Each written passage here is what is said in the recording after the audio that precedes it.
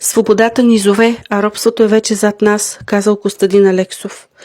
Бяжени натоварили колите пълни с храна, последно заключили църквата, в която до самото тръгване имало молещи се българи със сълзи на очи пред иконите. С вяра и с Божия кръст в душите, жителите на бяга тръгнали към Брацигово. Така непредвидено останало, че въстанниците и всички жители на бяга пристигнали 2 дни преди другите села. Сведенията са от спомени на Ламбри Петров Алексов, чийто баща активно участвал във въстанието. Допълнения има и от спомените на Борис Иванов Попов, внук на поп Илия Димитров. Чудото става. В Брацигово въздухът бил нажежен, възпламенен до край. Въстанническият комитет начело с Петлешков събрал всички българи в Брацигово.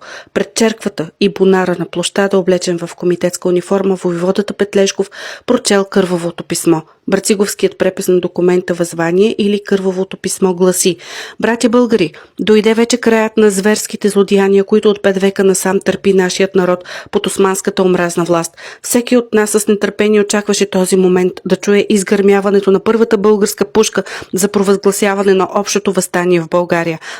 То започна. Дойде денят на ожидаваното въстание. В този ден всеки честен българин, в жилите на който тече българска кръв, както е текла тя в жилите на българските царе Крум, Бориса, Симеон и Асения, трябва да грабне оръжието си в ръце, за да въстанем всички като един човек.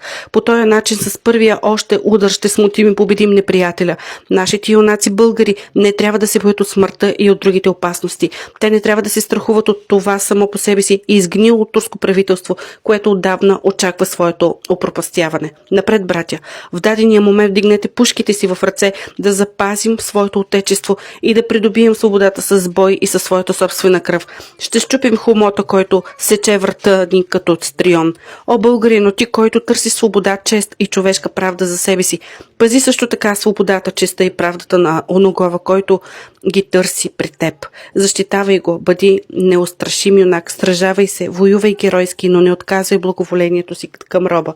Напред, братя, напред, Бог да ни е на помощ. Братя българи, продължил войводата, Бенковски ми натовари да отнеса възванието в Перущица, Кричим и Батак. Понеже въстанието се провъзгласи на 20 април 1876 година, той и ние днес обявим.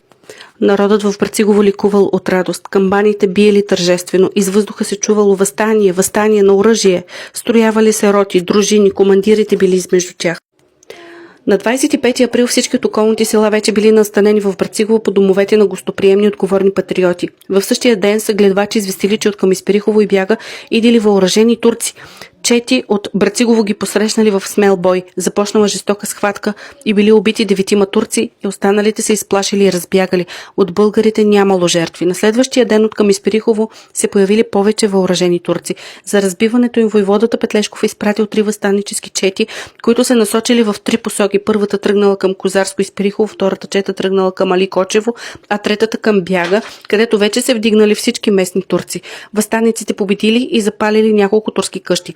Брацигово било обкръжено от 3000 башибозуци и сражението от 30 април до 5 май било жестоко. Въстаниците често излизали от укрепленията и проявявали голяма храброст, издържали на турските набези.